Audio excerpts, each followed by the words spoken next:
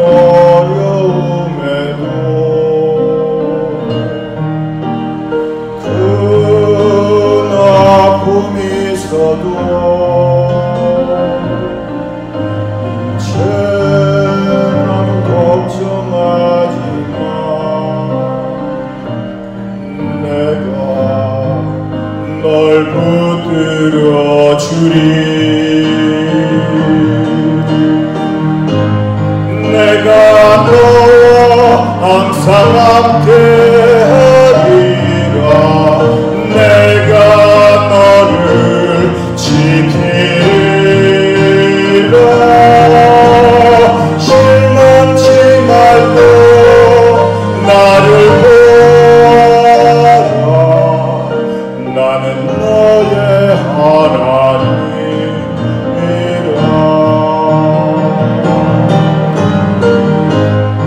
내가 너와 항상 함께하리라. 내가 너를 지키리라. 실망치 말고 나를 보아라. 나는 너의 하나님이라.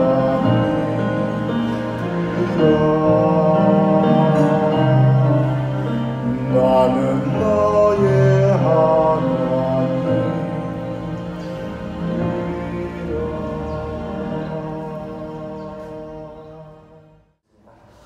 네, 오늘로서 이제 광야 생활 3일째를 들어가는 그런 시간입니다. 광야를 지나가고 있는 지금 여러분들 어떤 생각 가지고 계십니까?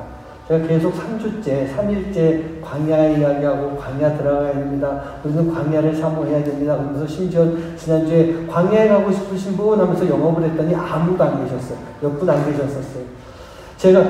제가 실제로 광야에 들어가는 그 부분에 있어서는 영업을 실패했을지 모르겠지만 여러분, 하나님께서 여러분들에게 주신 이 광야에 대한 말씀, 여러분 인생의 광야에 대한 그 말씀을 통해서 여러분 마음 가운데 이 광야에 대한 도전을 받고요, 여러분들이 이 광야를 진정으로 사모할 수 있는 그런 여러분 한 분 한 분 되시기를 주님의 이름으로 간절히 부탁드리겠습니다. 그래서 이 10주가 지나고 났을 때 지금 여러분들 마음에 지금 내가 살아가는 이 시간이 정말 특별한 시간이구나 라고 하는 것, 그것을 여러분들이 좀 깨달아 알 수 있고 도전받을 수 있는 그런 시간이 되었으면 좋겠다라고 하는 그런 바람이 있습니다. 오늘 설교 제목을 제가 예수님도 걸으신 길, 이런 설교 제목을 했었어요. 그렇습니다. 광야는요, 예수님도 걸으신 길이세요. 그래서 제가 이 제목을 딱 정해놓고 난 다음에 제일 먼저 제 마음 가운데 예수님도라고 하는 것이 무슨 뜻일까 그 생각을 해봤어요. 이 광야의 길이라고 하는 것, 광야라고 하는 것은요, 아주 오래전부터 많은 사람들이 이 광야를 지나왔었습니다. 그리고 그 지나오는 과정 속에 예수님도 분명히 그 길을 걸으셨다라고 하는 그런 뜻이 있는 것 같아요. 또 한 가지는요, 이 힘들고 어려운 광야라고 하는 것, 내가 정말 들어가기 싫고 보기도 싫고 여기 살기 싫은 이 광야라고 하는 것인데 여기에 예수님도 계셨는데 그럼 나는 어떻게 해야 될 것인가? 예수님도 걸어가신 그 광야의 길, 나도 걸어가야 되는 길이 아닌가? 우리가 그런 생각을 좀 해봤으면 좋겠다라고 하는 것이 이 설교 제목을 잡은 제 마음이었던 것입니다. 이 사랑하는 부모님들, 이 광야에 오신 여러분 한 분 한 분은요, 진심으로 환영합니다. 진심으로 축복합니다. 자, 우리 옆에 계신 분하고 한번 좀 인사를 나눠봤으면 좋겠습니다. 한번 빨리 짝을 잡으세요. 만약에 짝이 없으면 바보예요. 빨리 짝을 잡으시고, 혼자 있는 분은 그냥 저 뒤에 계신 분도 저거 누군가하고 인사를 나눠야 되는데 제가 하라는 대로 하는 겁니다. 자, 한번 일단 빨리 짝을 잡으세요. 저 보면 바보예요. 이제부터. 저 보지 마세요. 자, 잡으셨어요? 그러면 저 따라하는 겁니다. 혹시 성도님께서는 광야를 걷고 계십니까? 아, 왜 나를 봐요? 나 보지 말라니까. 제발 좀 나 좀 보지 마. 자, 성도님께서는 지금 광야를 걷고 계신가요? 저도 광야를 걷고 있습니다. 우리 함께 이 광야를 잘 걸어봅시다. 그런데도 저 보면서 하는 분이 계십니다. 그렇습니다. 광야는요, 정말 많은 사람들이 거쳐간 곳, 그것이 바로 광야였던 것이에요. 그런 가운데 나도 지금 그 광야 가운데 있는 거예요. 지금까지 많은 사람들이 왔는데 내가 있고 앞으로도 많은 사람들이 있고 광야의 길을 걸어가야 되는 거예요. 앞뒤로 아무도 없이 나 혼자 덩그러니 광야에 놓여있는 그 모습이 아닌 것입니다. 그 많은 사람들이 지나갔던 광야라고 하는 이 길 가운데 우리는요, 놀라운 비밀이 있는 것을 이미 알고 있어요. 어떤 비밀인지 여러분 상상해 가십니까? 바로 하나님이 함께 하셨다는 겁니다. 아멘. 이 광야의 길 가운데 지금까지 하나님이 함께 하셨고 앞으로도 함께 하실 거라고 하는 놀라운 비밀을 우리는 가지고 있는 거예요. 지금 여러분들이 걷고 있는 이 광야에 우리 예수님이, 우리 하나님이 여러분들과 함께 걸어가는 그 길이 될 줄 믿습니다. 제가 지난 송구영신 예배 때요, 이런 설교 했었습니다.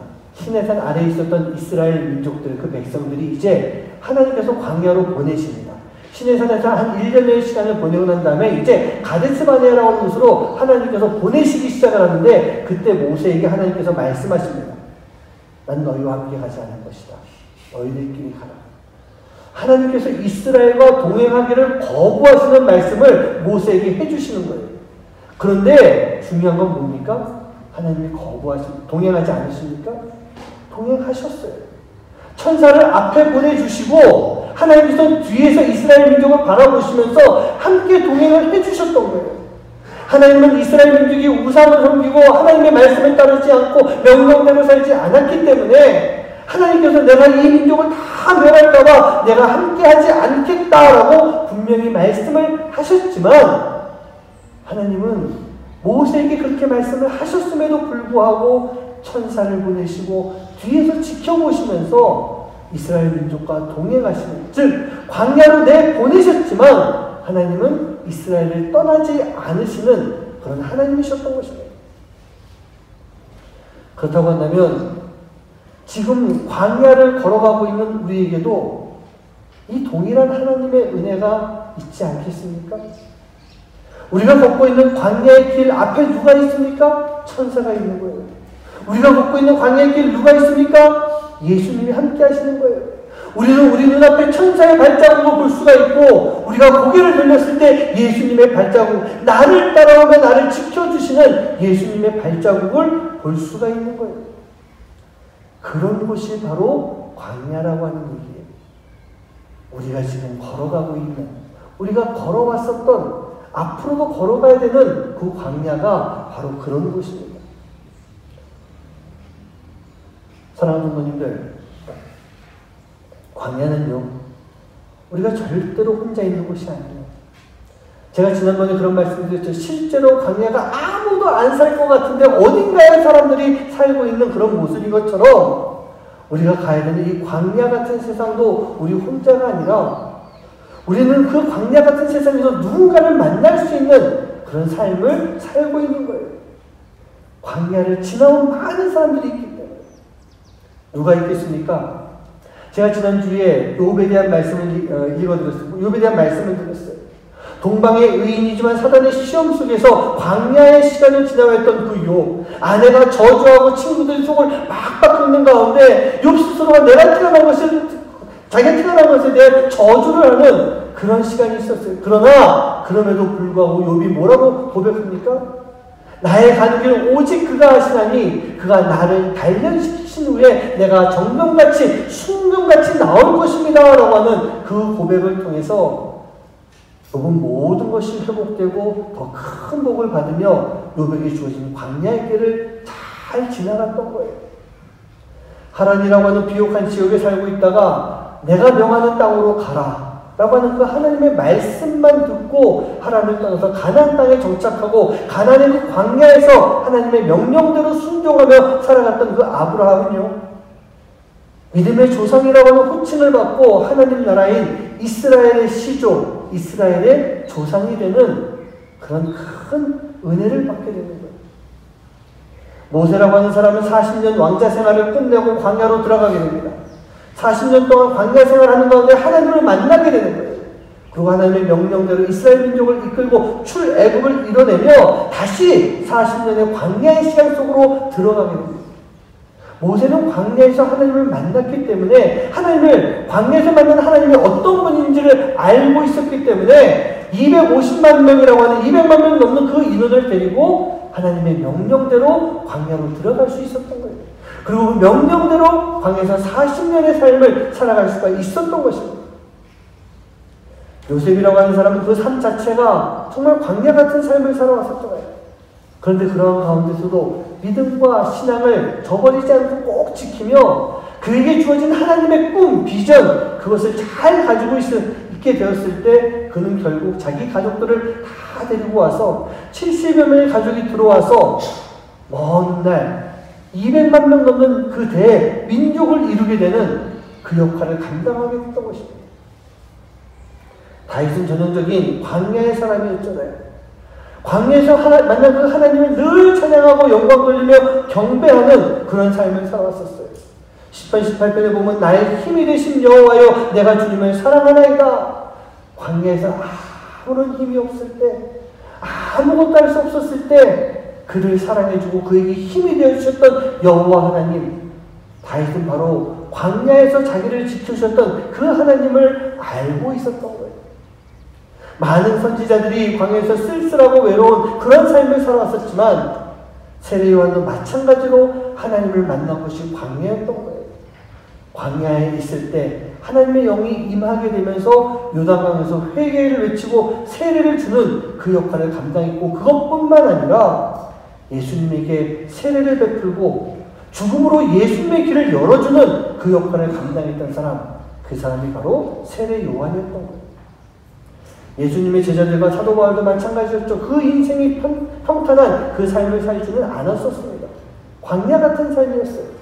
하지만 자기가 처해 있는 그 광야 같은 세상 속에서 복음을 전하며 전하는 곳에서 순교의 삶을 살아야 됐었던 거예요. 바울도 그 인생이 이렇게 유명하고 이 전도에 큰 역할을 감당했지만 그 생활 자체는 광야와 다름없었어요. 그리고 실제로 아라비아 광야에서 하나님의 영이 임하게 되는 것입니다. 그리고 그 영을 통해서 자기에게 주어진 그 사명을 감당해 나가는 그런 모습이었어요. 여러분, 성경에 나오는 대부분의 사람들이 다 광야를 거친 사람들입니다. 광야라고 하는 것이 없이 성경의 위대한 인물로 남아있는 사람은 거의 찾아볼 수가 없는 거예요. 그들이 하나님의 일을 할 수 있었던 것도 이 광야와 광야 같은 시간을 지나왔기 때문에 하나님의 일을 할 수가 있었던 것입니다. 사랑하는 부모님들, 지금까지 말씀드렸던 많은 사람들, 또 너무나도 그 많은 광야를 지나갔던 사람들, 그 사람들이 겪어야 됐던 광야가 과연 우연의 시간이었을까요?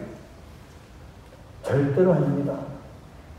이 모든 사람들은요, 하나님의 인도하심 속에서, 하나님의 계획하심 속에서 그 광야의 삶을 살아왔던 거예요. 오늘 우리가 읽었던 본문 말씀에 나오는 예수님도 마찬가지십니다. 본문 말씀 다시 한번 볼까요? 4장 1절입니다. 함께 합독합니다. 시작. 예수께서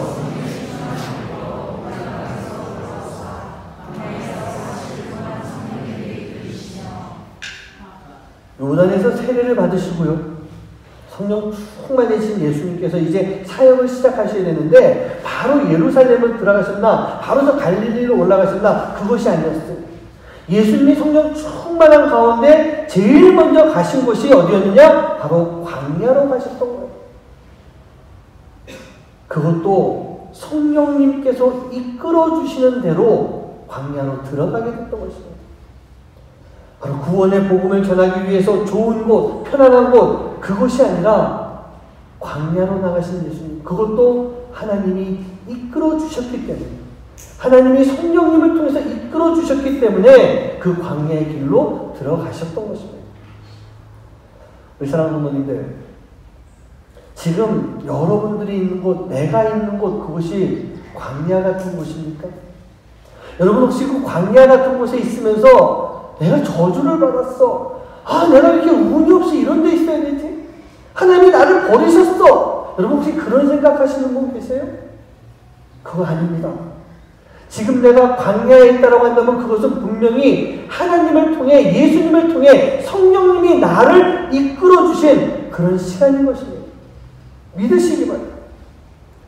내가 하나님을 믿고 사는 신앙인이기 때문에 분명히 성령님이 여기까지 인도하여 주시고 바로 여기에서 나를 훈련시키는, 나를 연단시키고 단련시켜 주시는 그 시간인 거예요. 왜요? 나를 더 경건하게 만들어 주시기 위해서, 나를 더 신실하게 만들어 주기 위해서, 하나님이 나를 더 거룩하게 만들어 주기 위해서인 거죠. 여러분들, 예수님이 세례 받으실 때의 모습 기억하십니까? 세례를 받고 딱 나왔을 때 어떻게 됐나요? 누가복음 3장 21절 22절 말씀 보면요, 백성이 다 세례를 받았을 때 예수도 세례를 받으시고 기도하실 때 하늘이 열리며 성령이 비둘기 같은 형체로 그 위에 강림하시더니 하늘로부터 소리가 나기를 너는 내 사랑하는 아들이라 내가 너를 기뻐하노라 하시니라. 이게 예수님께서 세례 받으셨던 바로 그 순간 일어났던 역사예요. 하늘이 열립니다. 성령님이 비둘기같이 예수님이 쫙 임하게 됩니다. 그러면서 하늘에서 음성이 들리죠. 너는 내 사랑하는 아들이다. 여러분, 이 모습을 아무도 못 봤을까요? 그 세례요한이 세례하는 그 세례터에 아무도 없었을까요? 아니요. 분명히 많은 사람들이 있었고 많은 사람들이 이 모습을 봤을 것 같아요. 그러면 이제는 예수님은 거기서 이 요단강에서 딱 나오셔서 바로 예루살렘에 쫙 들어가시든지 어딘가 가셔서 말씀 한마디만 하면 예수님의 인기가 쫙 올라가는 어마어마한 홍보 효과를 이미 보셨다는 거예요. 이제 가기만 하시면 되는 거예요. 말씀만 하시면 되는 거예요. 그런데 예수님은요, 글로 가지 않으셨어요. 광야로 나가셨어요. 그것도 성령님이 이끄시는 대로 광야로 나아가시는 그 모습을 볼 수가 있습니다. 즉, 하나님께서는요, 다 준비가 된 예수님 홍보 효과도 엄청나게 팍 일으켜 놓으신 다음에 제일 먼저 하나님은 예수님을 광야로 이끌어 가셨던 것입니다. 그리고 거기에서 40일 동안 금식을 시키세요. 그것만으로도 힘들어 죽을 것 같은데 성령님은요, 예수님이 제일 연약한 그 시점에 사단의 시험을 받도록 만드십니다. 그것도 성령님이 이끌어 가시는 거예요. 얼마나 힘드실까요? 예전에 제가 아는 목사님께서 40일 금식을 하셨는데 살이 이렇게 쫙 빠진 건 둘째치고 시력이 다 없어져 버리셨어요. 그만큼 힘든 게 40일 금식이었더라고요. 그런데 사단이 와서 시험을 하게 됩니다. 얼마나 힘드셨을까? 그런데 예수님은요, 혼자가 아니셨던 거예요. 성령님이 계셨던 거예요. 성령님이 주시는 그 지혜로 이 모든 시험들을 다 이겨내셨어요. 예수님이 직접 싸우고 직접 부딪히고 예수님의 머리에서 나오는 생각으로 막 말해서 그 사단을 물리친 것이 아니라 예수님께서는 성령님이 주시는 지혜, 즉 말씀으로 그 모든 것들을 다 이겨내셨어요. 그렇게 했을 때 성령님이 이제 예수님을 사역지로 이끌어 가셨던 것입니다. 저는 목회 사역을 하고 있는 목사입니다.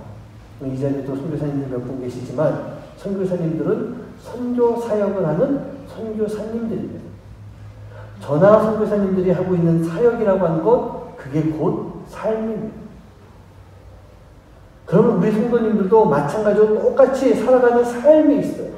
근데 여러분, 제가 영성에 대한 말씀 드릴 때 뭐라고 했나요? 영성이 다른 게 아니에요. 내적인 거 그것도 맞겠지만 내적으로 채워지는 그 모든 것들이 우리의 신앙과 믿음이 외적으로 드러나는 삶의 모습, 그게 영성이라고 했어요.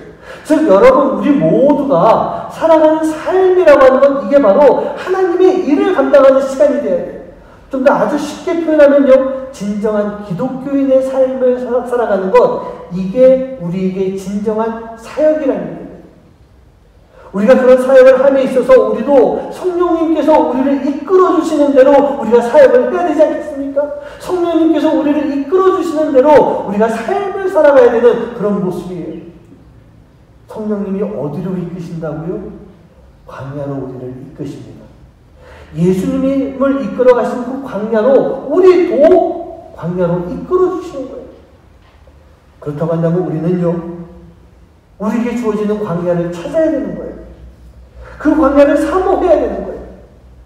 광야를 갈급해야 하는 그 마음이 우리 안에 반드시 있어야 돼요. 광야를 갈급해야 돼요. 예수님이 걸어가신 광야, 나도 걷기를 원합니다.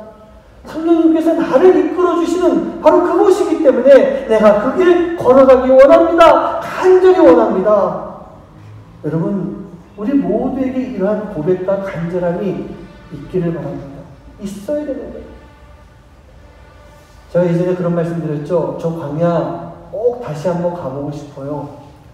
또 한번 가고 싶어요.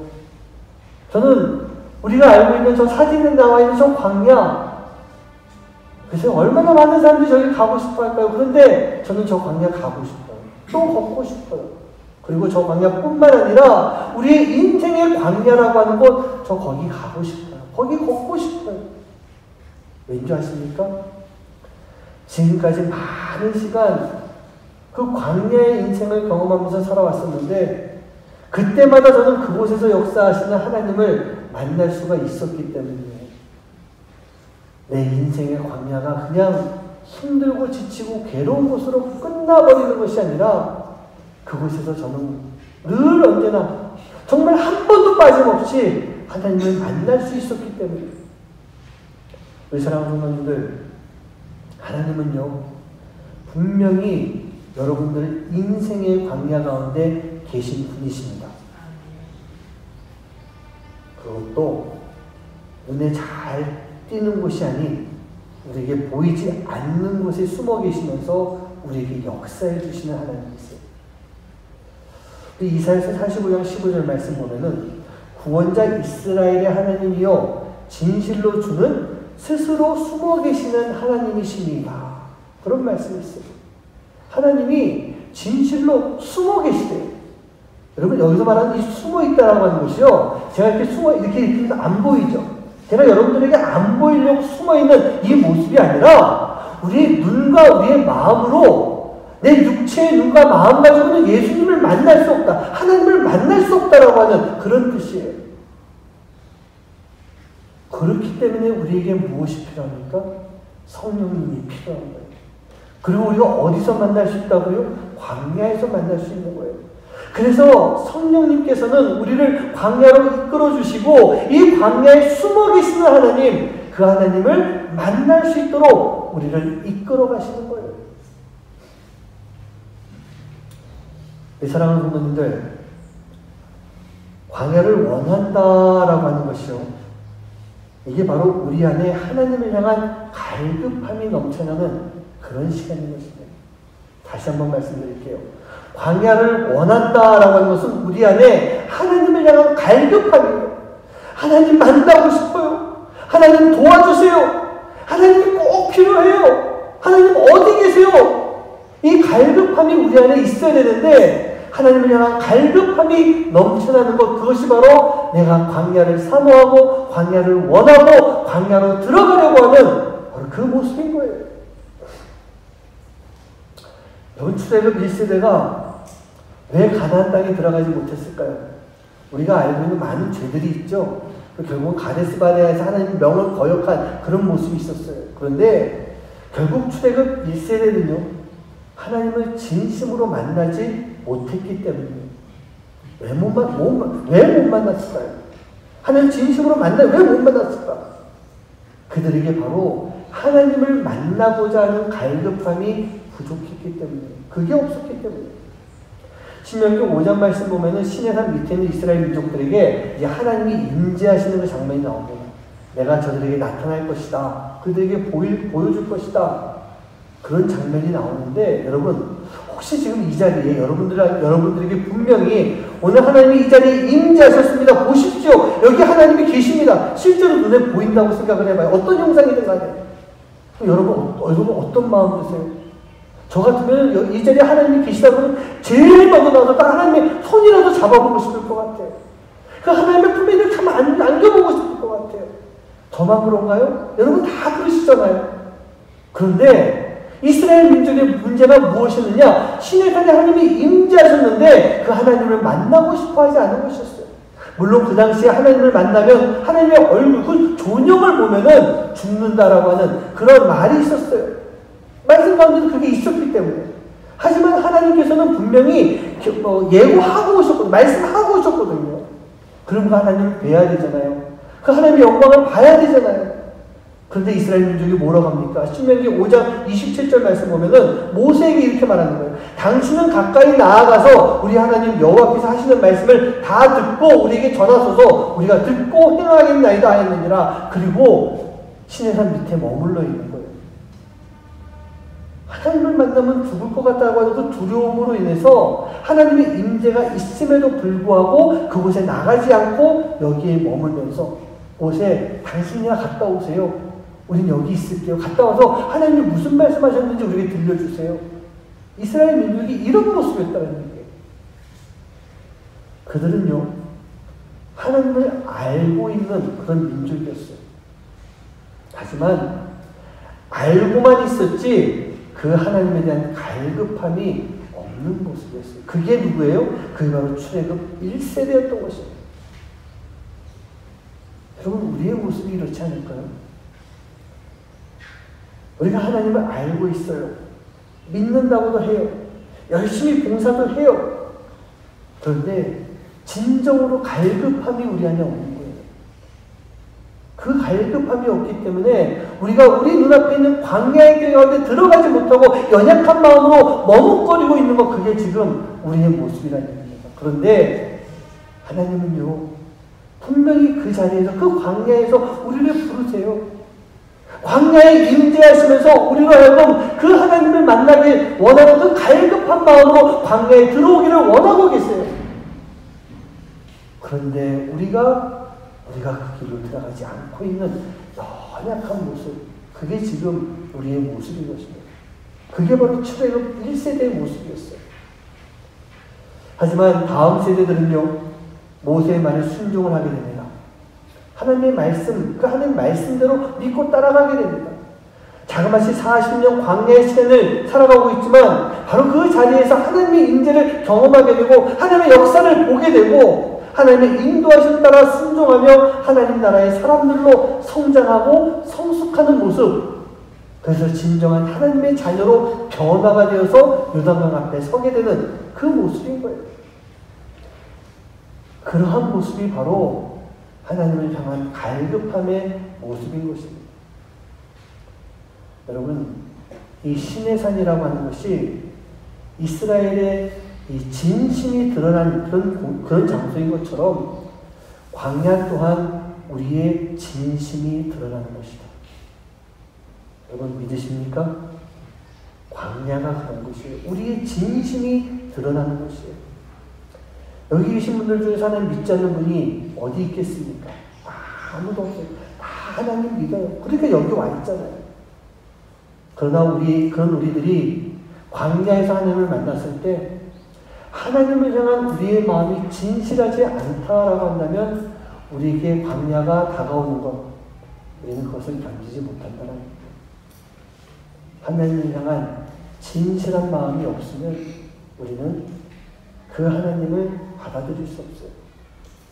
견디지 못하는 거예요.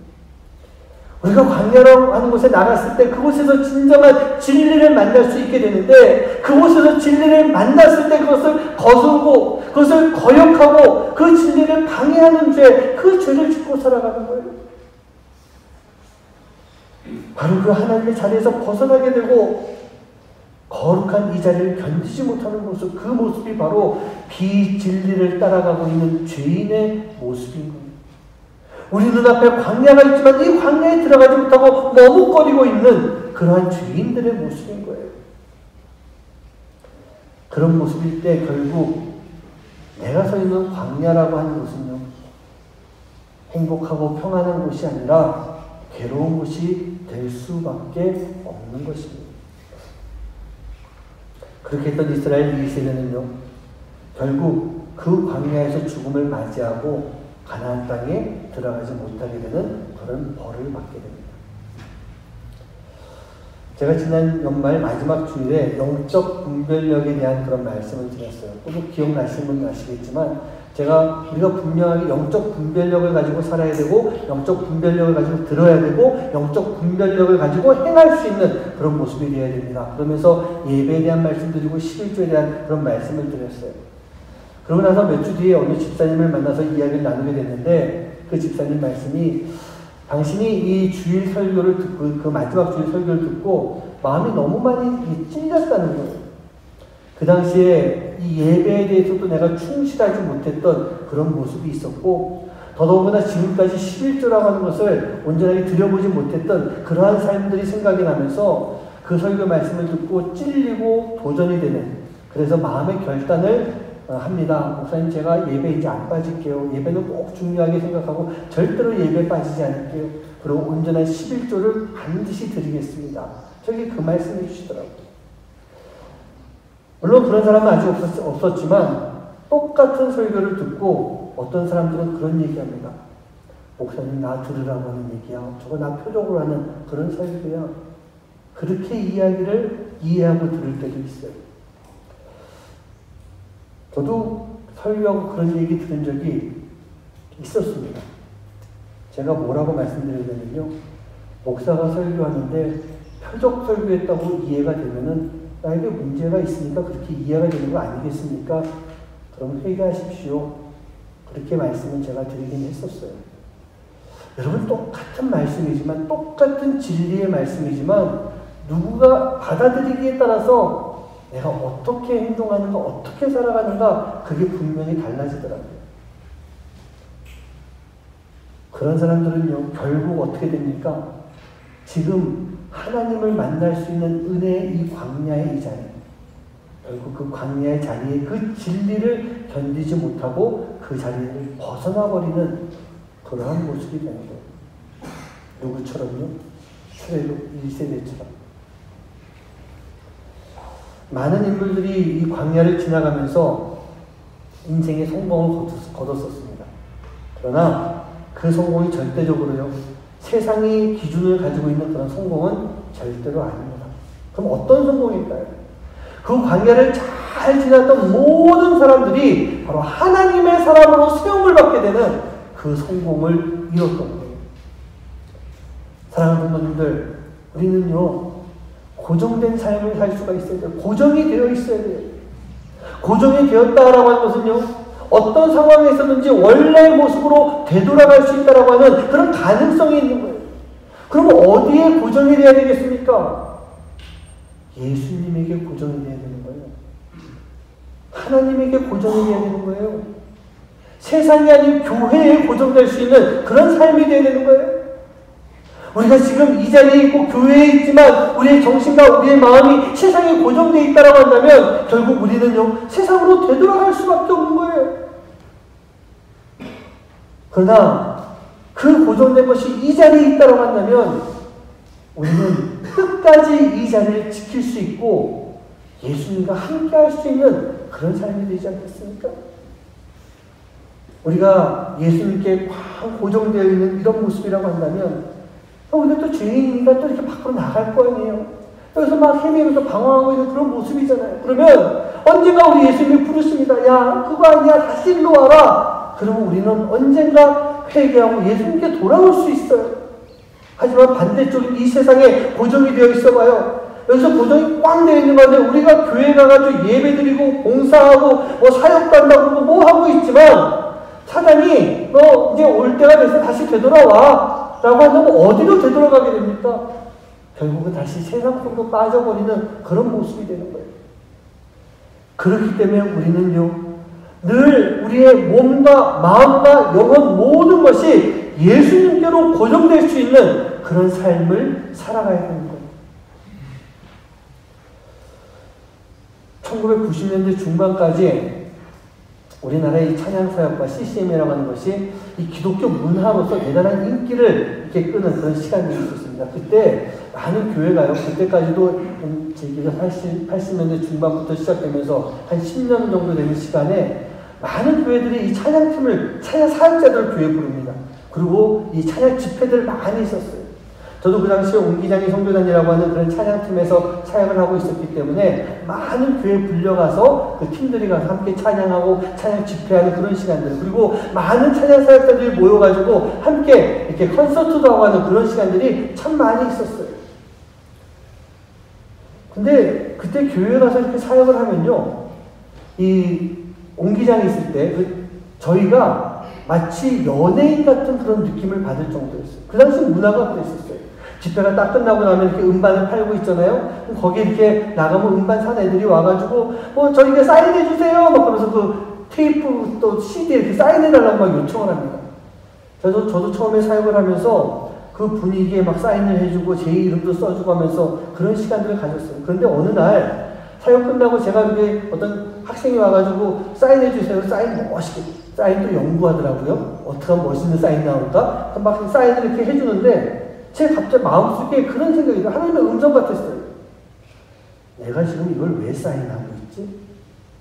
내가 이걸 사인하는 거는 나는 지금 내가 하나님을 노래하고 하나님을 노래하는 찬양 사역하는 그런 찬양 사역자인데 왜 내가 사인하지? 이거는 세상 노래하는 사람들이 하는 가수들이 하는 그런 모습 아닌가?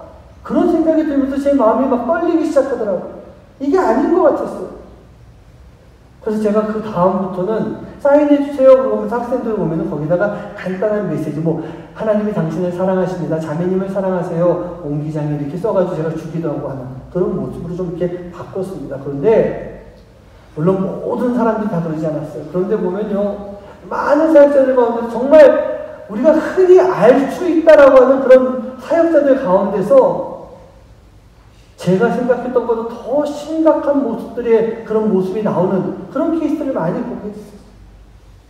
결국은 시간이 지나가면서 그런 사람들이 무너지기 시작하는 그런 모습을 제가 보기 시작했습니다. 재정의 문제로 무너집니다. 정말 괴로운 문제인데 성적인 문제로 무너지는 그런 사역자들이 있었어요. 사역자들끼리 자존심을 걸고 싸웁니다. 인간적인 욕심을 놓고 싸웁니다.